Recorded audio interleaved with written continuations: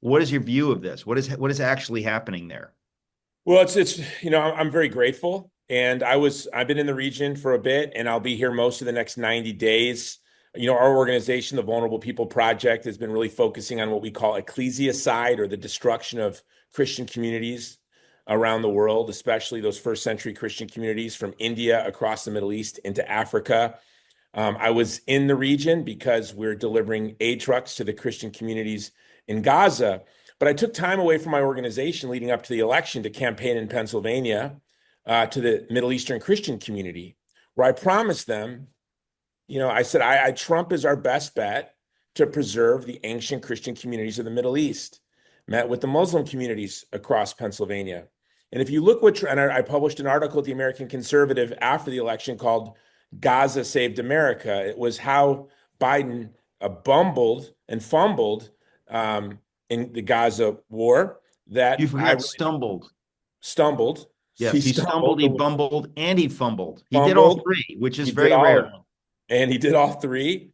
And I think that played a big role in Trump's victory. And so I just had an article that came out at American Conservative this week that said Trump saved Gaza. And so you're looking at this ancient Christian community in northern Gaza. 50% of the community has been killed or have fled since the war started. 100% of the churches have been destroyed. And Trump did something exactly the opposite of what Biden did. Biden played footsie with Netanyahu, and he played footsie with Hamas. And Trump came in and he was tough to both sides. He was demanding to both sides. He did exactly what he said he was going to do during the campaign. He said he would end this war. And as an organization that works in and around war, this war has been specifically catastrophic and counterproductive for Israel. Hamas, we now know, Blinken said it yesterday, is larger than when the war started. So you have almost 50,000 KIA civilians that were killed in Gaza, over 20,000 children killed. And now what do we get for it? Hamas is larger than ever. The ancient Christian communities have been decimated. Now, hold on a Hundreds. second. I've got to challenge you on that. How is Hamas larger than ever? I don't believe that the IDF, in doing all they did, would allow Hamas to. I just don't get that. Where does this come from? Recruiting. The war became the great recruitment tool for Hamas. And so this is Blinken's own statement. So take it or leave it. I don't know. I hope it's not true. But Blinken yesterday said Hamas has all of their losses on the battlefield, they've been able to more than make up with recruitment. Remember, when you have 50,000 civilians killed, 20,000 children killed, tens of thousands of children who've had their limbs blown off, this becomes a pretty useful recruitment tool. So Israel's security has been undermined by this war. The ancient Christian communities of Gaza have been decimated.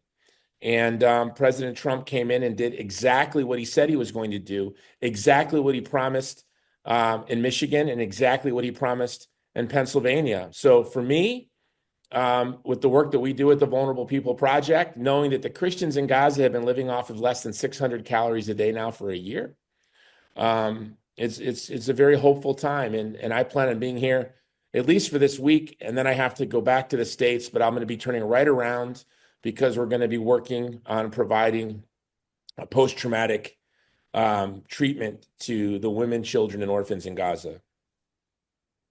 Why wouldn't the Christians get out of Gaza? They find that really offensive. They were there when my ancestors were still in Norway. These are the descendants of the Jews that accepted Jesus Christ. Their families have been there forever. I was just with one Christian family today. Their family is from Gaza. They've been there since before the time of Christ. They divided their family up and they put them in two separate churches. Half the family went into the Orthodox Church, half of the family went into the Catholic Church. They did that because they wanted to make sure some of the family members survived. Unfortunately, both sides of those families died when each of those churches were attacked by the IDF. Well, this is what I don't understand, Jason, because if you're in the middle of a war zone and it's possible that you will die because of bombing, why wouldn't you get out? Doesn't mean you can never go back, but No, it it does. No, seems. Israel does not. The problem is because they're Palestinians, the Christians, if they leave, are not allowed to return. So they are really petrified to leave Gaza. In fact, I received Not allowed people. by whom? by Israel. Why not? That's the deal. In I don't fact, get it. yeah, I don't get it either. I think it's unjust, and I think it's systematic ethnic cleansing. And it's really You hard. think Israel is trying to get rid of Christians Yeah, in in Gaza? fact, I quote in my article at the American Conservative is Israel officials close to Netanyahu furious with Trump because they said they felt that they were very close to being able to block all aid and take control of northern Gaza. The Christians in Gaza all live in northern Gaza. We now know that they're dwindling down to almost nothing. And I think it is hard for people in our culture to understand. I would just leave. I moved my home state of Hawaii because of COVID policy. So it's really hard for us to understand why people would insist on staying when they're suffering so horribly. But when the war first started, the Vulnerable People Project began evacuating the wounded into Egypt. And there were Christian leaders from the region that were very upset with me and said that I was helping to facilitate ethnic cleansing. And I promised that I would only I hate when evacuate. people throw these terms around like ethnic cleansing. Mhm. Moving out of some place, that's not ethnic cleansing. Ethnic cleansing is systematic murders, genocide. Well, that's So genocide, Eric. But let's give me an example. It's been a horrible couple of years. The Biden administration was horrible for the Christian communities. We saw in Artsakh, the ancient Christian community of Artsakh, Armenians. They were 120,000 Christians were ethnically cleansed from Artsakh. They weren't killed, but they were cleansed from the region, gone forever. Their churches that go back to the third century were destroyed. In India, where we have first century Christian churches, St. Thomas himself planted churches in India when he went to the Jewish communities of India. And one state alone in India, 340 churches. 2 years ago, 280 of those churches were destroyed. So I think the church in the West really needs to raise its voice, leverage our power, leverage our influence, and say that we as Christians in the West will not tolerate ecclesiocide. We will not tolerate the cleansing of Christians, whether it's in Nigeria, whether it's in South Sudan or in the Nuba Mountains of Sudan, whether it's in India. And India right now is a menace to the church. And the church in the West has been more or less silent. When under the Bush administration, we saw most of the Assyrian Christians, again, a first century Christian community, was ethnically cleansed during the Bush administration after the invasion of Iraq. We see now in Syria, it's the reason I'm in the region. We see now the former Islamist extremist with Al Qaeda ties is now running Syria. What's going to happen to these ancient Christian communities of Syria? Nine out hang of on, 10. Jason. Sorry, we're going to go to a break. Folks, we'll be right back talking to Jason Jones. Very important conversation. Back, folks, talking to our friend Jason Jones. Jason, this is all disturbing stuff, but it's complicated. In other words, I want to be clear. There are plenty of places around the world. India is one example. They don't believe in religious freedom. What we have here in America is so rare and beautiful, and patriots have died for religious liberty. The idea that you do not have to believe as I do. I totally disagree with your beliefs, but you're allowed to live here. You're not a second-class citizen. We honor you. You're made in God's image. And if you consider yourself a Muslim or an atheist or whatever you consider yourself, you're welcome here. And as long as you do not violate the fundamental tenets of the social contract of what it is to be an American, that doesn't exist in much of the world. And it's horrible in places like India, where they're utterly tribalist. But to hear about it in Israel, that's where it gets confusing, because we're told over and over, oh, Israel is the only democracy in the Middle East. Israel, blah, blah, blah, blah, blah. Israel is secular. If Israel is secular, in other words, if you can be a Jew, an ethnic Jew, who rejects God 100%, they don't have a problem with that. But if you accept Jesus, they have a problem with that. Is that what we're dealing with here, and why? Oh, yeah. I mean, it is an ethno-nationalist state. It's hard for people to hear. That's true. At the Vulnerable People Project, we defend vulnerable minorities facing ethnic cleansing and genocide, ecclesiocide. These are different things. We defend the Yazidi. We work with the Uyghur. But as a Christian, Paul in his letters, 70% of the time he tells us to pray and fast is for the persecuted church. And I wonder who Paul was talking to that wasn't persecuted. I mean, they were all being persecuted. who wasn't being persecuted, but he was emphasizing that we as believers should live our lives in solidarity with the persecuted church. The great Catholic Bishop Fulton Sheen said the foundation of solidarity in the world is Christians' love for each other around the world. And of course, as Christians, we love the Yazidi, we love the Uyghur, we'll defend Muslims, we defend Jews. We're repulsed by anti-Semitism and anti-Arab bigotry and hatred and all vile ethnic and nationalist ideologies that lead to violence and hatred.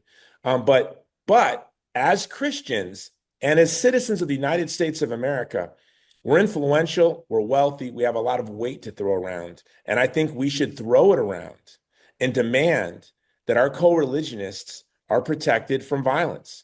And that's why, the next several months, I'll be in the region, all over the region, visiting the most vulnerable Christian communities in the world. And, praise God for this ceasefire. I wrote an article around Christmas time called The Last Christmas in Bethlehem, where I argued that the way things are unfolding in the Middle East, if they continue this way, it'll be definitely the last Christmas in northern Gaza, the last Christmas in Damascus, the last Christmas in Bethlehem. But thanks to President Trump, it looks like the Christian communities in Gaza will be salvaged. Pray God the violence doesn't spread and the war doesn't spread to the West Bank. And now we do have a real concern in Syria. How is this ball going to bounce in Syria? People are hopeful right now, but the people running Syria were selling sex slaves a couple of years ago. And Giuliani is on, there's a $10 million reward for him, yet members of our State Department are going to meet with him. So is Syria Wait a going to minute. bounce? So this is, I was under the impression that Assad, as awful as he was, protected Christian minorities in Syria. And he's gone. So Right. Giuliani, who is an Islamist, who was selling Yazidi sex slaves just a few years ago, and there's a $10 million reward for him, is having members of our State Department go meet with him. Now, the Christians in Syria are hopeful. I've talked to people in our State Department, and they say we have reason to be hopeful. And I'll tell you, obviously it's not unreasonable for us to be really concerned about the Christian communities in Syria after we saw what happened in Iraq. And so right now, as Christians, we really need to be vigilant to advocate for our co-religionists. And it really is those first century Christian communities from Sudan, Egypt, across the Middle East, into across Artsakh and into India. It's amazing how in just 100 years the gospel of Jesus Christ spread so far and churches were planted. It's as if the devil is trying to rip up the oldest Christian communities in the world. And we in the West, and it is a mystery to me why we in the West have been silent at the persecution that these ancient Christian communities are suffering. Well, there's many reasons for it, because I think it is confusing to most people. You can only take in so much, but it seems to me that Trump ought to be all over this. I mean, one thing that makes him such an extraordinary leader is he knows how to use power. When you have power and leverage, to actually use it. And it seems that with regard to any of the nations you've just mentioned, but especially with Israel, he needs to understand this issue and use it. And so I guess you think that he will, that he is, and he will. I'm very confident. We saw it in Iraq. What I love, and when I'm in the region and I tell people, they ask me about President Trump, what do I think about President Trump? I say, you know what he is? He's a normal human being. We're not used to that from our elite and our establishment. He is a normal human being who loves life. He loves people, and he doesn't pick sides. When he loves Jews, he loves Arabs. He doesn't see that this is competing. He doesn't see competition in this. He recognizes that they have shared interests, and that history has planted history has planted landmines. We need to dig those landmines up and plant olive trees. Trump loves life, loves family, hates war. He's repulsed by war, going back decades.